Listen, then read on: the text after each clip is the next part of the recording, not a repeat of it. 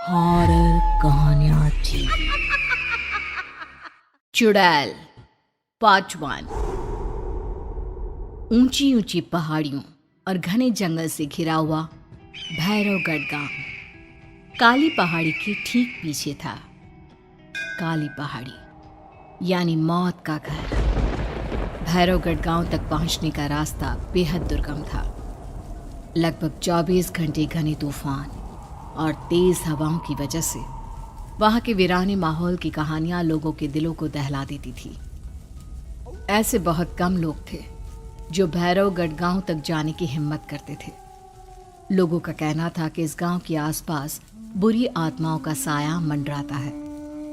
गांव के रहने वाले लोगों ने वैसे तो अपनी आंखों से किसी बुरी आत्मा या साये को नहीं देखा था, लेकिन गांव का बच्चा बच्चा इस बात को महसूस कर सकता था कि गांव के ऊपर कोई तो खौफनाक साया मंडरा रहा है। और उसकी वजह ये थी कि उस गांव में जैसे ही कोई लड़का 18 साल का होता, उसके 18वें जन्मदिन की रात ठीक 12 बजे अकस्मात उसकी मौत हो जाती। हर बार ये मौतें बड़े ही रहस्यमयी ढंग से होती और इस बार सरपंच सुमेर के बेटे को 18 साल होने में अब बस 15 दिन बाकी थे।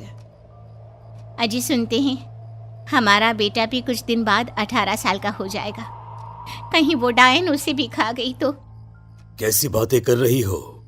जब वो इस गांव में ही नहीं है तो कोई भी डायन या बुरा साया उसका कैसे कुछ बिगाड़ सकता है? उसे कुछ नहीं होगा। हाँ जानती हूँ, आपने उसे पढ़ाई के बहाने इस गांव से बाहर निकाल शहर भेज दिया है, लेकिन ये भी तो सच है ना कि वो बार बार यहाँ आने की जिद करता रहता है। वो चाहे कितनी भी जिद कर ले जानकी, पर मैं उसे इस गांव में कभी वापस नहीं आने दूंगा। मैं नहीं चाहता कि गांव के दूसरे लड़कों की तरह मेरे बेटे की भी अजीबोगरीब ढंग से मौत हो जाए। कभी कभी तो लगता है कि हम सब गांव वालों को हिम्मत करके अपने गांव को इस बुरी आत्मा से छुड़वा लेना चाहिए। लेकिन कौन जानता है आखिर वो खतरनाक साया किसका है? वो काली आत्मा कौन है जो रातों रात हमारे गांव के लड़कों को निगल जाती है? सुमेर और जानकी जब ये सारी बातें कर रहे थे तब रात के लगभग 10 बज चुके थे और हर रात की तरह भैरवगढ़ गांव एक भयानक काले तूफान की आगोश में था। बाहर चल रही तेज हवाएं और बारिश के बीच कभी कभी ऐसा लगता जैसे कोई बुरी तरह से चीख रहा है। किसी के तड़पने और चीखने की आवाजें गांव के कानों में बार बार टकराती, पर वहां रहने वाले किसी भी औरत या आदमी के अंदर इतना साहस नहीं था कि वो अपने घर से बाहर कदम रख के उन आवाजों तक पहुंच सके। सो जाओ जानकी और घर के खिड़की दरवाजे कसकर बंद कर दो। अब जानकी सब खिड़कियां ठीक से बंद करने ही लगती है कि तभी उसे अपने घर के दरवाजे पर जोर जोर से खटखटाने की आवाजें सुनाई देती है। इन आवाजों को सुनकर जानकी और सुमेर के चेहरे डर से पीले और हाथ पैर ठंडे पड़ जाते हैं। जानकी, जानकी, इतनी रात कौन होगा?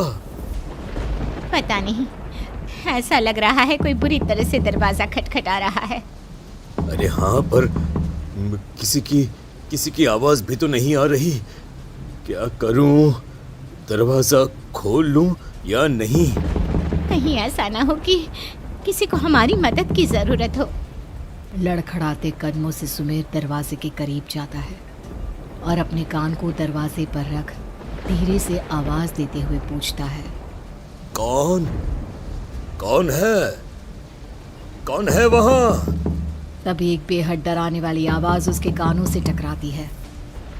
दरवाजा खोलो, दरवाजा खोलो, वरना आज की रात इस गांव में कोई जिंदा नहीं बचेगा। मैं जानती हूँ तुम्हारा बेटा 18 साल का होने वाला है। अगर उसकी जान की जरा भी परवाह है तो दरवाजा खोल दो। इस आवाज को सुनते ही सुमेर घबरा कर पीछे हट जाता है और जानकी को पूरी बात बताता है। कहीं वो डायन हमारे घर तक तो नहीं पहुंच गई? अब हम क्या करेंगे? मुझे दरवाजा खोलना ही होगा जानकी। मेरे पास अब कोई रास्ता नहीं है। इतना कहकर सुमेर डर से अपनी दोनों आंखें कसकर बंद करता है और कांपते हाथों के साथ झटके से दरवाज़ा खोल देता है। तभी किसी के जोर से हंसने की आवाज़ सुमेर और जानकी को सुनाई देती है। उस आवाज़ को सुन दोनों दरवाजे की तरफ देखते हैं और सामने अपने बेटे राहुल को खड़ा देख दंग रह जाते हैं। राहुल के हाथ में उसका मोबाइल होता है जिसमें से वो आवाज़ बज रही थी। ये क्या मजाक है? और तू यहाँ, तुझे मना किया था ना गांव में आने को, समझ में नहीं आता क्या? 18 साल का होने वाला है तू। माँ, आप लोग भी पता नहीं किन अंधविश्वास भरी बातों पर भरोसा करते हैं। क्या मैं अपने घर नहीं आ सकता? आप लोगों से नहीं मिल सकता? देख बेटा, हमने तुझे किसी वजह से ही इस गांव से दूर रखा था और यहां आकर तूने अच्छा नहीं किया। चल चल चल, मैं तुझे अभी के अभी वापस शहर छोड़कर आता हूं। ओफो पापा, आप बेकार की बातों से परेशान हो रहे हैं।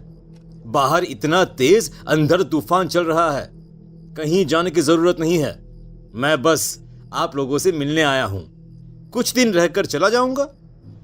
दिमाग खराब हो गया है इस लड़के का, नहीं जानता कि इस गांव में ये सुरक्षित नहीं है। किसने कहा था तुझे यहाँ आने को? ये आवाजें सुन, बाहर से जो आवाजें आ रही है तुझे सुनाई नहीं देती क्या? अरे माँ, जब जोर से तूफान चलता है, तेज हवाएं चलती हैं, तो इसी तरह की आवाजें आती हैं। ये बहुत नॉर्मल है माँ। नॉर्मल होगी तेरे लिए बेटा। 4 दिन शहर में पढ़कर आया है तो अपने माँ बाप की बात नहीं मान सकता। माँ, मुझे अभी बहुत जोरों से भूख लगी है, पहले कुछ खिला दो, और रात भी बहुत हो गई है। हम इस बारे में कल बात करते हैं, ठीक है? राहुल के वापस आ जाने से जानकी और सुमेर की आंखों की नींद उड़ गई थी। खाना खाने के बाद राहुल तो अपने बिस्तर पर जाकर सो गया, लेकिन जानकी और सुमेर पूरी रात उसके कमरे के बाहर पहरेदारी करते रहे।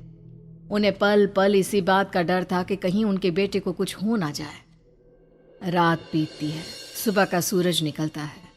अब जैसे ही वो राहुल को नींद से जागते देखते हैं तो उन दोनों के दिल को सुकून मिलता है। अरे माँ, पापा, आप अभी तक यहीं बैठे हैं? क्या पूरी रात सोए नहीं? जिनकी जवान बेटी की जान को खतरा हो, उन माँ बाप को नींद नहीं आती बेटा। अब तो वापस शहर चला जा।